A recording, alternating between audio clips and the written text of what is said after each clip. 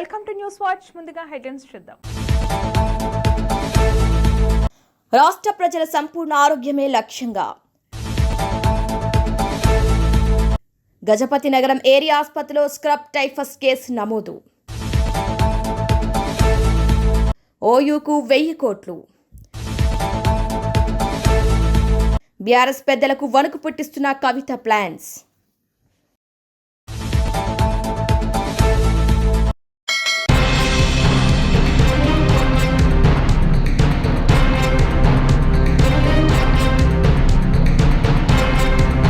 ఉస్మానియా యూనివర్సిటీకి 1000 కోట్లు కేటాయిస్తూ సీఎం రేవంత్ రెడ్డి జీవో విడుదల చేశారు. ఆర్ట్స్ కాలేజ్ వేదికగా ఆయన విద్యార్థులకు ఈ నిధులను అంకితం చేశారు. క్యాంపస్లో మౌలిక వసతులు, మెరుగైన విద్య, నూతన భవనాల నిర్మాణం, విద్యార్థుల కోసం వీటిని ఉపయోగించనున్నారు. ఈ డబ్బు భవిష్యత్ తరాల అభివృద్ధి కోసం వినియోగించాలని సీఎం పేర్కొన్నారు. పేద విద్యార్థులు ఎక్కడ ఇబ్బంది పడొద్దనేదే తన సంకల్పమన్నారు. ఎవరి గురించి రాజకీయ విమర్శలు నేను చేయదలుచుకోలేదు. 2 ఏళ్ల నుంచి మాట్లాడుతున్నారు కొంతమంది. కొన్నిసార్లు నాకు అనుమానం వస్తుంది, తెలంగాణ పట్ల, ప్రభుత్వ విద్య పట్ల వీళ్లకు అవగాహన ఉన్నదా లేదా అని. వాళ్ళు అంటారు రేవంత్ రెడ్డి గవర్నమెంట్ స్కూల్లో చదువుకున్నాడు, గ్రామీణ ప్రాంతంలో నుంచి వచ్చిండు, ఈయనకు పరిపాలన చేత కాదని. ఒక్క విషయమైతే నేను చెప్పదలుచుకున్న, ఉస్మానియా ఆర్ట్స్ కళాశాల ముందు నుంచి నేను గుంటూరులో చదువుకోలేదు మిత్రులారా. నేను గుంటూరులో చదువుకోలే. గూడు పుటాని నాకు తెలియదు. నల్లమల్ల అడవుల్లో నుంచి వచ్చిన క్రూర మృగాలను చూసినను, సాధు జంతువులను చూసినను, పేదవాడి సమస్యలను చూసినను.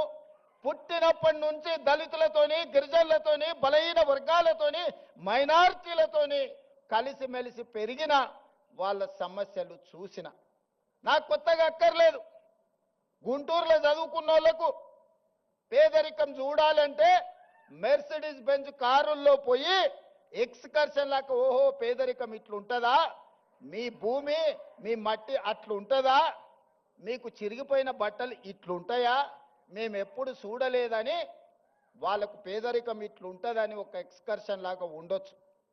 ఒకప్పుడు బ్రిటన్ ప్రైమ్ మినిస్టర్ని, ఇతర ప్రైమ్ మినిస్టర్లను ఈ రాష్ట్రానికి తెచ్చినప్పుడు మా పాలమూరు పేదరికాన్ని చూపించడానికి వాళ్ళని అక్కడికి తీసుకొచ్చేటోళ్ళు. ప్రదర్శనలో మా పేదరికాన్ని వాళ్ళ ముందర పెట్టేటోళ్ళు. చూడు మేము ఎంత వెనుకబడి ఉన్నామో, మేము ఎట్లా అడుక్కొని తింటున్నామో, ఎట్లా వలసలు పోతున్నామో, మా మీద జాలి పడండి అని. ఆనాటి పాలకుల ఆలోచన అది.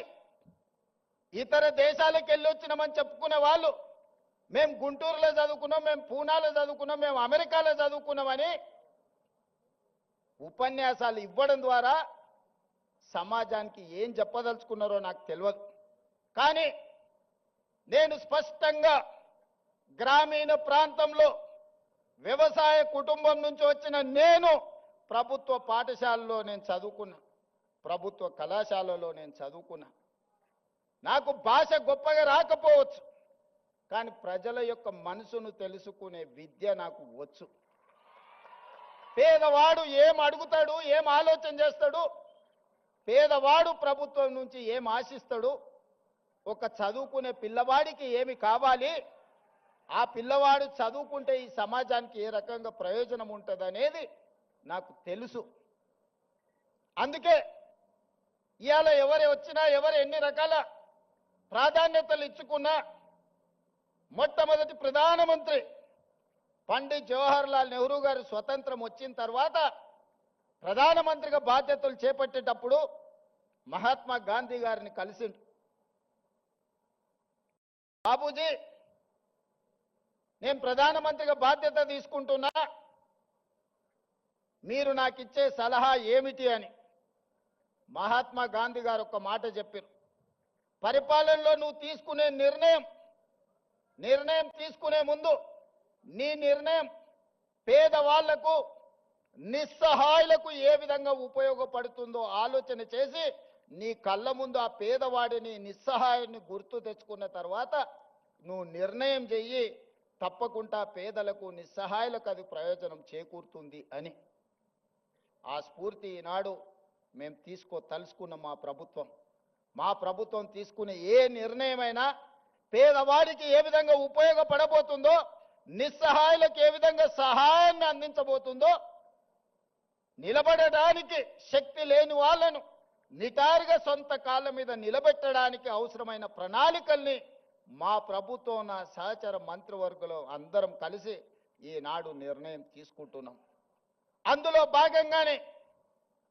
భాగంగానే ఉస్మానియా యూనివర్సిటీకి ఆగస్టులో వచ్చినప్పుడు నేను చెప్పిన, ఒక ఆయన సవాలు విసిరిండు, శాతనైతే ఆర్ట్స్ కాలేజ్ దగ్గర పోయిరా అని. నేను వాళ్ళలాగా దొంగను కాదు, ఫామ్ హౌజులు కట్టుకోలేదు, గడీల లాంటివి నిర్మించుకోలేదు. ఉన్నదేదో నాకున్నది, నా కష్టంతో, నా శక్తితోని, సమాజంలో గౌరవంతో ఇంత దూరం వచ్చిన. ప్రజలు ఆశీర్వదించారు, ప్రజల అభిమానంతో గుండెల్లో పెట్టి చూసుకున్నారు.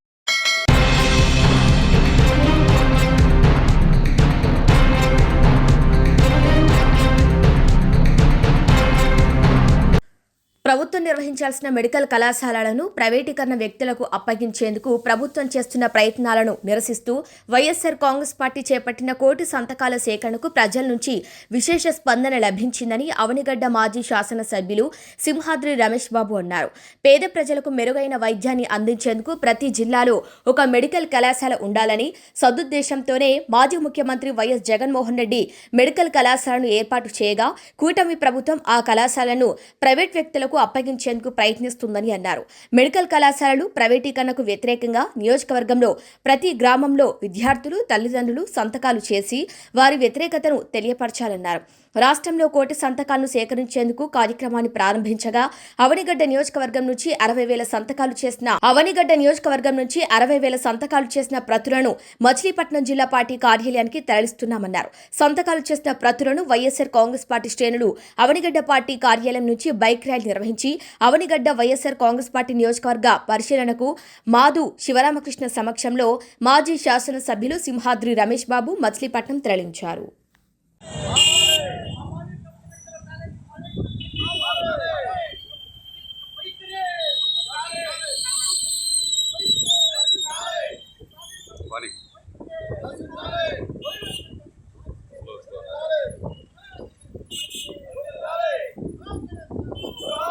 Side up.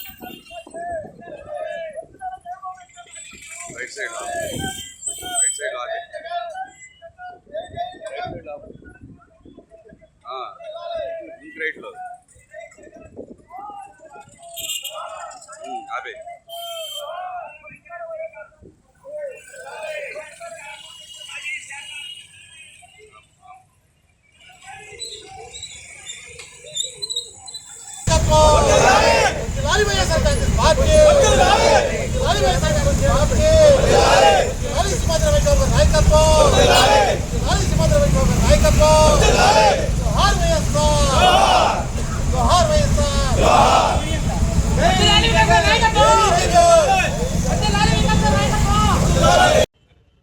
ఈ రాష్ట్రంలో జగన్మోహన్ రెడ్డి గారు అధికారంలోకి వచ్చిన తర్వాత పిల్లల చదువుల ఎడల, ప్రజల ఆరోగ్యం ఎడల, ఈ రెండు విషయాల్లో ఏ ఒక్కరో అటు తెలుగుదేశం అవ్వచ్చు, కూటమి అవ్వచ్చు, జనసేన అవ్వచ్చు, ఎవరైనా కాదనలేరు. ఒంటరిగా అడిగితే పార్టీ పరంగా వచ్చినప్పుడు వాళ్ళు రకరకాలుగా చెప్పచ్చు. ఇప్పుడు కూడా ఈ కాలేజీలు ప్రైవేటీకరణ చేయడం అనేది చాలా తప్పు అనేది జనసేన నాయకుల దగ్గర ఉంది, తెలుగుదేశం నాయకుల దగ్గర ఉంది, అట్లాగే బీజేపీ వాళ్ళ దగ్గర ఉంది. జనరల్గా ప్రజలందరి దగ్గర మాత్రం పిల్లల చదువులు పాడైపోయినాయి. మేము పనుల రోజులు అవటం మూలంగా కొంచెం స్లోగా సంతకాలకు వెళ్ళాం. గత వారం రోజుల నుంచి కాస్త స్పీడ్ చేసాం. ఇవాళ ఎవరి దగ్గరికి వెళ్ళినా ఒక 1000 మంది దగ్గరికి వెళ్తే 4-3 కాదని కరుడు కట్టిన పార్టీ తప్ప ఇంకొకటి ఆలోచన లేని మనుషులు తప్ప, సంతకం పెట్టిన అన్నోళ్ళు 4-5 తప్ప మాకెవరు దొరకల. ఇవాళ ఇటువంటి పరిస్థితుల్లో మీరందరూ నేను ఒకటి ఆలోచించమన్న ప్రజల్ని, చంద్రబాబు నాయుడు గారు ఆర్థిక సంపన్నులకి ఉపయోగపడేటట్టుగా పనులు చేసుకుంటూ వెళ్తారు. మన రాజధానికి 30 కిలోమీటర్ల దూరంలో గన్నవరం ఎయిర్పోర్ట్ ఉంది. గన్నవరం ఎయిర్పోర్ట్ ఉండగా 55,000 ఎకరాల్లో మళ్ళా ఇంకొక ఎయిర్పోర్ట్ కావాలంటున్నాడు.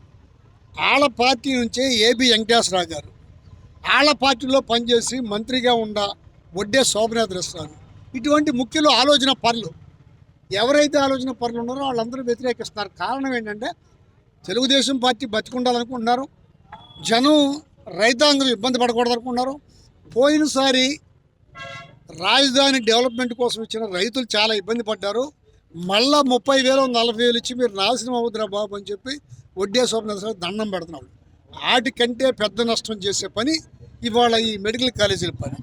ఈ మెడికల్ కాలేజీలు ఒక 2 ఏళ్ల పాటు గవర్నమెంటే డబ్బులు ఇచ్చి మెయింటైన్ చేయాలంట.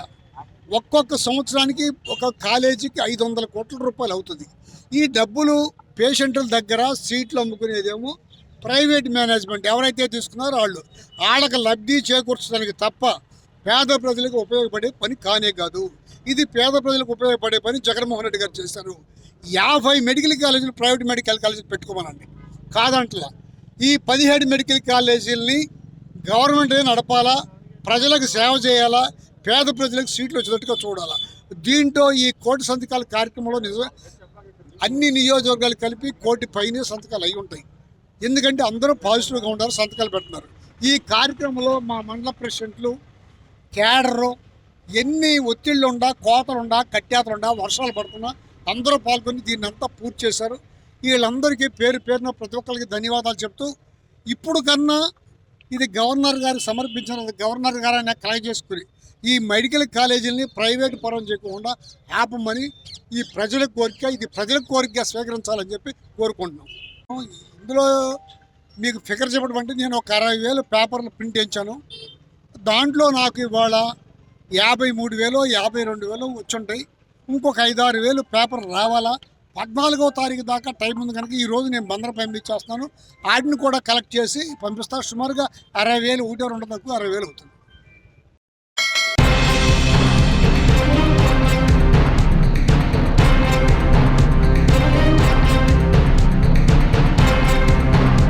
భారత రాష్ట్ర సమితి ఇప్పుడు కవితను చూసి వణికిపోతోంది. ఆమె రాజకీయాలను తట్టుకోలేక ఇక ఘాటు రాజకీయాలకు తెరలేపింది.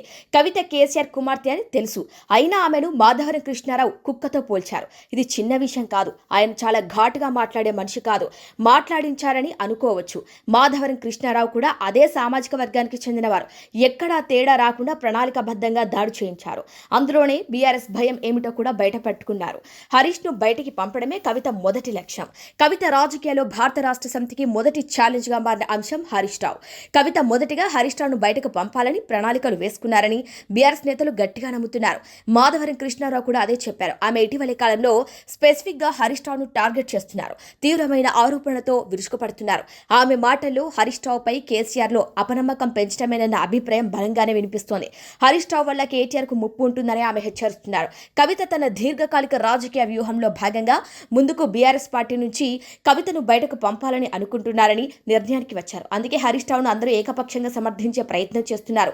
కానీ కవిత ప్రయత్నాలు ఫలించి ఎక్కడైనా హరీష్ రావుపై అపనమ్మకం ఏర్పడినా తనకు అనుమానంగా చూస్తున్నారని హరీష్ కు అనిపించినా కవిత మొదటి అడుగులోనే సక్సెస్ అవుతారు.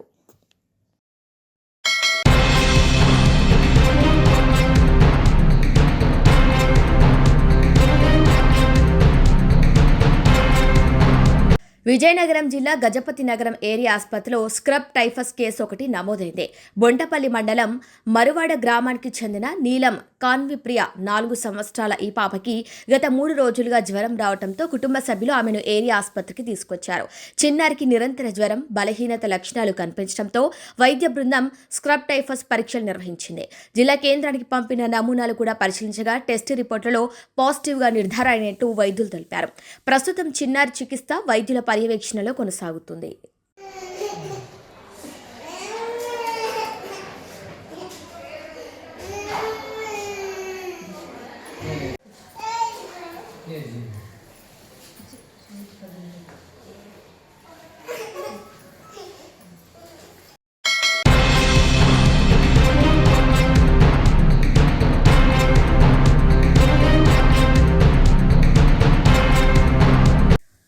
పెద్దపల్లి జిల్లా మంథని డివిజన్లో ప్రారంభమైన గ్రామ పంచాయతీ ఎన్నికల ఓటింగ్ ప్రక్రియ ఓటు వేయడానికి కేంద్రాల వద్ద చర్ని లెక్క చేయకుండా ఉదయం నుంచి ప్రజలు చేరుకుంటున్నారు. ప్రశాంతమైన వాతావరణంలో ఎన్నికలు నిర్వహించే విధంగా పోలీస్ శాఖ అన్ని ఏర్పాట్లు పూర్తి చేసిందని పెద్దపల్లి డీసీపీ భూక్యా రామరెడ్డి తెలిపారు. మొదటి విడతలో ఎన్నికలు జరుగుతున్న సమస్యాత్మక కేంద్రాల వద్ద పటిష్టమైన భారీ బందోబస్తును నిఘా కూడా ఉంచామని అన్నారు. స్థానిక సంస్థల ఎన్నికల్లో భాగంగా మంథని మండలం గుంజపడుగు గ్రామం సమస్యాత్మక గ్రామం కాబట్టి మొదటిగా పరిశీలించడం జరిగిందన్నారు.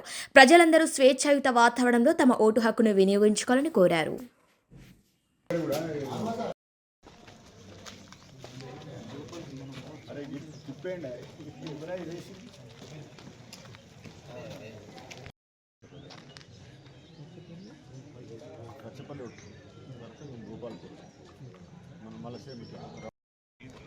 వార్డు మెంబర్లు ఎలక్ట్ అయిన తర్వాత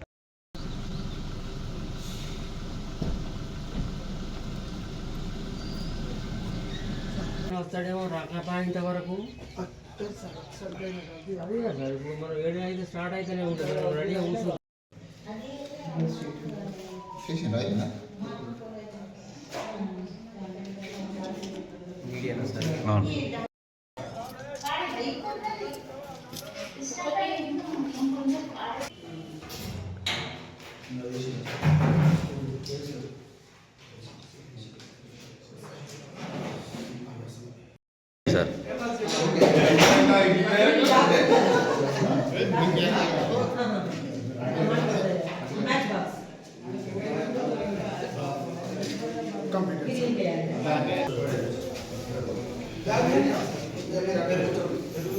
సార్ ఓకే సార్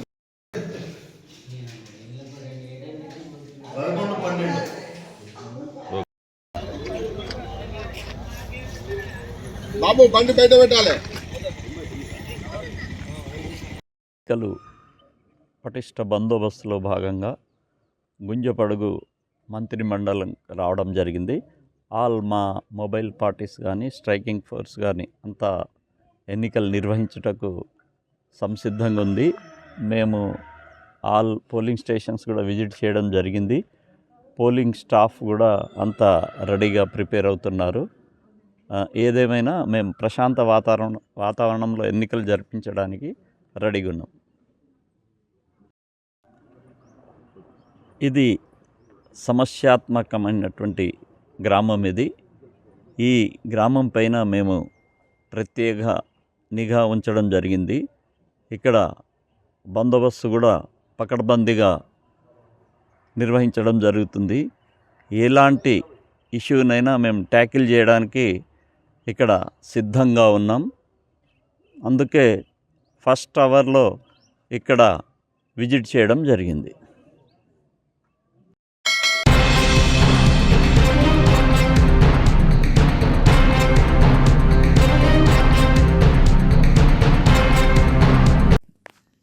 కర్నూలు జిల్లాలో ఆలూరు తాలూకాలో ఆస్పరి మండలంలో రైతుల సమస్యలపై సిపిఐ పార్టీ ఆధ్వర్యంలో అంబేద్కర్ సర్కిల్లో ట్రాక్టర్ల ధర్నా. ఈ కార్యక్రమంలో పాల్గొన్నారు సిపిఐ పార్టీ జాతీయ కార్యదర్శి రామకృష్ణ. కేంద్రంలో రాష్ట్రంలో అధికారంలో ఉన్న రైతుల్ని పట్టించుకోలేదని, కూటమి ప్రభుత్వం రైతులకు అన్నీ నష్టపోయారు. తుఫానుపై నష్టపోయిన పంటలు కొనడానికి ముందుకు రావటం లేదు. ప్రభుత్వం రైతుల పంటలను కొనుగోలు చేయాలని సిపిఐ పార్టీ ప్రధాన కార్యదర్శి రామకృష్ణ డిమాండ్ చేశారు. సాక్షాత్తు చంద్రబాబు ప్రకటించిన ఉల్లి రైతులకు ఏమీ చేయలేదు.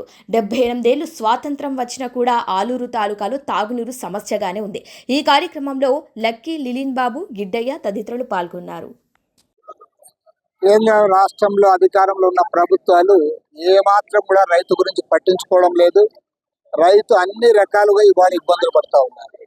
ఒకవైపు తుఫాన్ల వల్ల తీవ్రంగా నష్టపోయారు. ఇవాళ ఏదైతే తడిసిన ధాన్యాన్ని కొనడానికి కూడా ఈ ప్రభుత్వం సక్రమంగా ముందుకు రావడం లేదు. ధాన్యం పండించిన రైతులు, పత్తి పండించిన రైతులు, ఉల్లి రైతులు, టొమాటో రైతులు, మామిడి రైతులు, మొత్తం చివరికి అరటి రైతులు, ప్రతి ఒక్క రైతు కూడా తన ఇబ్బందులు చెప్తా ఉంటే ప్రభుత్వం నిమ్మకు నీరెత్తినట్లు వ్యవహరిస్తూ ఉంది తప్ప ఎక్కడ కూడా వారిని ఆదుకున్న పాపాన పోలే. చివరికి సాక్షాత్తు ముఖ్యమంత్రి చంద్రబాబు నాయుడు గారు ఉల్లి రైతులకు ప్రకటించిన సొమ్ము కూడా ఈనాటికి కూడా వారి ఖాతాల్లో జమ చేయాలి. రైతులకు ఏదైతే మీరు యాప్ అని పెట్టారో ఆ యాప్ ద్వారా కూడా మాకేం మేలు జరగడం లేదు చెప్పి రైతులు ఇక్కడ వాళ్ళు కంప్లైంట్ చేస్తూ ఉన్నారు. కాబట్టి రైతులు మీరు ఏ రకంగా ఆదుకుంటారో మీరు చెప్పమని ప్రభుత్వాన్ని డిమాండ్ చేస్తా ఉన్నాం. ఇవాళ సిపిఐ ఆధ్వర్యంలో రాష్ట్ర వ్యాప్తంగా ఈరోజు పెద్ద ఎత్తున నిరసన కార్యక్రమాలు చేపట్టడం జరిగింది. ప్రభుత్వం ఇప్పటికైనా దిగి రావాలి, రైతులను ఆదుకోవాలి. రైతులను ఆదుకోకపోతే మాత్రం ప్రత్యక్ష ఆందోళన పూనుకుంటాం. ఇందులో కలిసి వచ్చే రాజకీయ పార్టీలు, రైతు సంఘాలన్నిటి కూడా కలుపుకొని మరింత పెద్ద ఎత్తున ఉద్యమానికి సమాయత్తం కాబోతా ఉన్నాం. అదేవిధంగా కర్నూలు జిల్లాలో ఇవాళ ఈ జిల్లాని ఏ ప్రభుత్వం కూడా పట్టించుకోవడం లేదు. 78 ఏళ్ల స్వతంత్రం తర్వాత కూడా ఆలూరు తాలూకాలో తాగడానికి కూడా నీళ్లు లేవంటే ఇంతకంటే ఘోరమైన విషయం ఉందా అని నేను అడుగుతా ఉన్నాను. ఇవాళ తాగడానికి నీళ్లు లేవు. మీరు ఏ ప్రాజెక్టు కూడా డబ్బులు ఇవ్వడం లేదు. వేదవతి ప్రాజెక్ట్ కంప్లీట్ చేయలే. అదేవిధంగా గుండేవుడు ప్రాజెక్టు గురించి పట్టించుకోవడం లేదు. గురురాఘవేంద్ర ప్రాజెక్టు గాలికి వదిలేశారు. హందీ నీవా పథకం మీద 80,000 ఎకరాలకు నీళ్లు రావాల్సి ఉంటే అది కూడా మీరు ఇవ్వడం లేదు. కాబట్టి ఏమంటే కర్నూలు జిల్లా అంటే ఏ మాత్రం కూడా పట్టించుకొని పరిపాలకులు ఇవాళ రాష్ట్రాన్ని పరిపాలిస్తా ఉన్నారు. దీనిపైన ఖచ్చితంగా ముఖ్యమంత్రి గారిని కలుస్తాం. ఇరిగేషన్ ప్రాజెక్టులకు నిధులు కేటాయించాలి. ఈ 3 ఏళ్లలోగా ఈ ప్రాజెక్టులన్నీ కూడా కంప్లీట్ చేయాలని చెప్పి కూడా సిపిఐ తరఫున డిమాండ్ చేస్తా ఉన్నాం. అవసరమైతే జిల్లా వ్యాప్తంగా అందరం కూడా కలుపుకొని ప్రత్యక్ష ఆందోళన కూడా పూనుకుంటాం. అదే ఆదూరు జిల్లా ఏర్పాటు చేయాలని ఉద్యమం కొనసాగుతోంది. వారు కూడా ఇప్పుడు మధ్యాహ్నం కలుస్తామన్నారు. కలిసిన తర్వాత ఆ వివరాలు తెలుసు.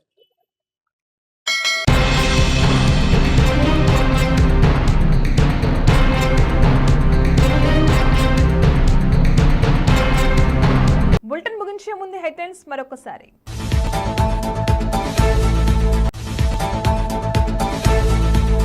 రాష్ట్ర ప్రజల సంపూర్ణ ఆరోగ్యమే లక్ష్యంగా గజపతి నగరం ఏరియా ఆసుపత్రిలో స్క్రబ్ టైఫస్ కేసు నమోదు. ఓయూకు 1000 కోట్లు. బీఆర్ఎస్ పెద్దలకు వణుకు పుట్టిస్తున్న కవిత ప్లాన్స్.